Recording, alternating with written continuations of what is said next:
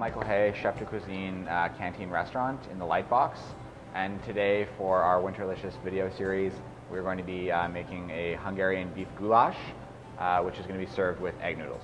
I think it is a fantastic recipe to be eating when it's bitter cold. It's got some great warming spices in it, and it's just a very satisfying dish to eat when you want to warm yourself up. So for this recipe you will need 2 pounds of beef chuck cut into 2 1/2 inch cubes, salt and black pepper, 2 medium yellow onions diced fine, 2 medium carrots grated, 2 medium potatoes grated, 4 tablespoons Hungarian sweet paprika, 1 tablespoon hot paprika, 2 tablespoons caraway seeds lightly crushed, 2 tablespoons of tomato paste, 5 cups of stock or water, Chinese egg noodles, chives, and sour cream.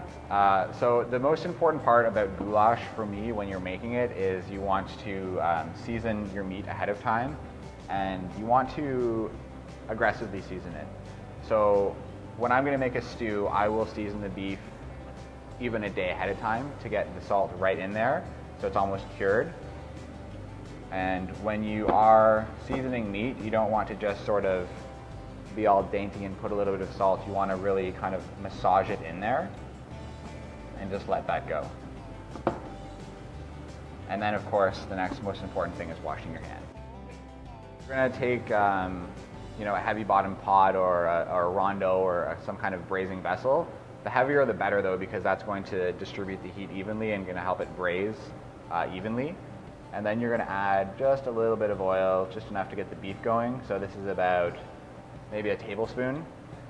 You definitely don't want to add too much oil because that's just going to make the dish oily and gross. So then we're going to sear the meat. You want to have this super hot so that you're going to be searing and caramelizing the meat. And you definitely don't want to shake it. There's no reason to shake the pan at this point. Just let it caramelize, and then once it's caramelized on one side, just flip it over, and then just keep repeating that process. If you shake it, the beef isn't going to properly caramelize, and it's not going to have that depth of flavor. You absolutely cannot crowd the pan. Oftentimes you'll see people making a stew, and they'll fill the pan all the way up with meat or whatever product it is, and the meat is not even touching the oil, so it doesn't have an opportunity to caramelize and get that flavor. So from this point, you just leave it alone, and then you watch Netflix or you just stare at the wall.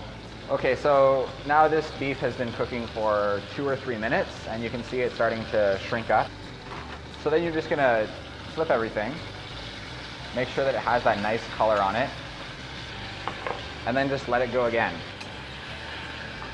Once your beef has some nice color on it, and then it's seared on all sides, then you're going to start making your stew, and you're starting with your aromats.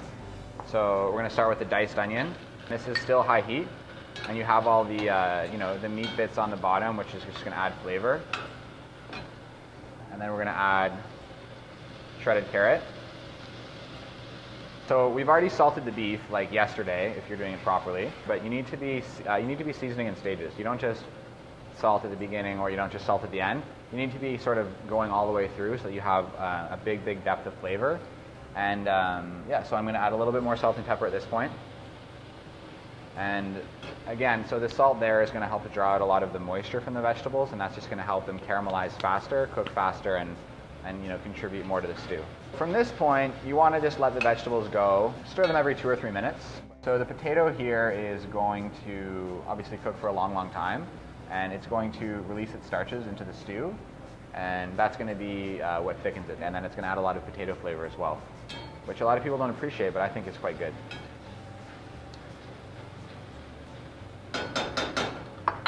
Okay, so once you've added your potato, again, I'm going to add a little bit more salt. This is probably going to be the last time that I add salt to the dish until the end. I'm going to add my spices. So these have already been toasted off in advance, but they're going to keep toasting in the pan. And my paprika. And you can really add as much paprika as you want. I like it to be smoking hot, so I add a lot. At this point, if the vegetables and the spices start to stick to the bottom, as it is here, you can add a little bit more oil, but not too much, just to get it going. And that should be good. Okay, so at this point, this is where it gets really exciting. So at this point, everything's cooked down. It's starting to be a little bit caramelly. So I'm going to add the meat back. with all of the, the juice that's come out and the blood and the good stuff.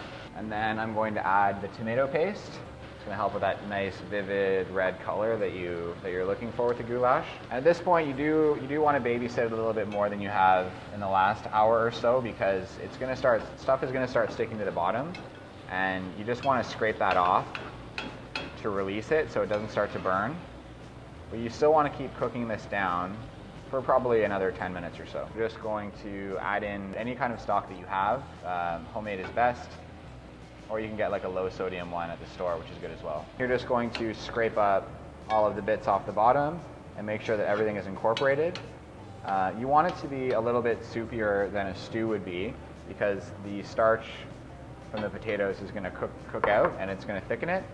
So it should be a little juicy, because after it comes out of the oven, after it's braised, it's going to be quite thick. We're going to put our lid on the pot and then putting it in your oven, which is going to be preheated to 350 degrees.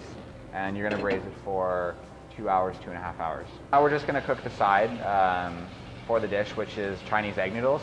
Some people serve it with rice, some people serve it with crusty bread, some people serve it inside of a sheep's stomach.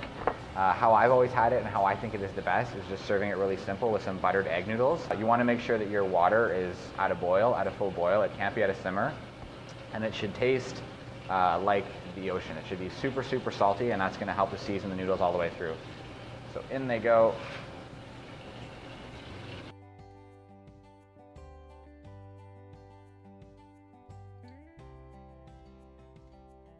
You're going to add lots and lots of fresh cut chives. So you can do chives, you can do tarragon, you can do parsley, you can do scallions. All these chives are going to help to add a massive punch of freshness, fresh onion flavor and a green flavor.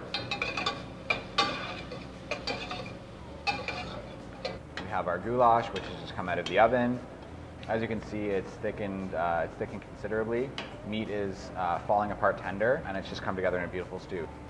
The first thing you're going to do is just taste it and see if you're happy with it. Here we go. Really good. Food that we serve at Canteen is really, really, really simple food, and the presentation is very simple as well. Nothing is fussy. We just want to add a little bit of richness and kind of freshness and acidity as well. And you're just going to put a big thing of sour cream, or you could put yogurt, full fat. Full fat. There's no low fat cooking here. And then a little bit more chives, and that's it. And then you're just going to mix it up, and you're going to hopefully come and enjoy it at Canteen.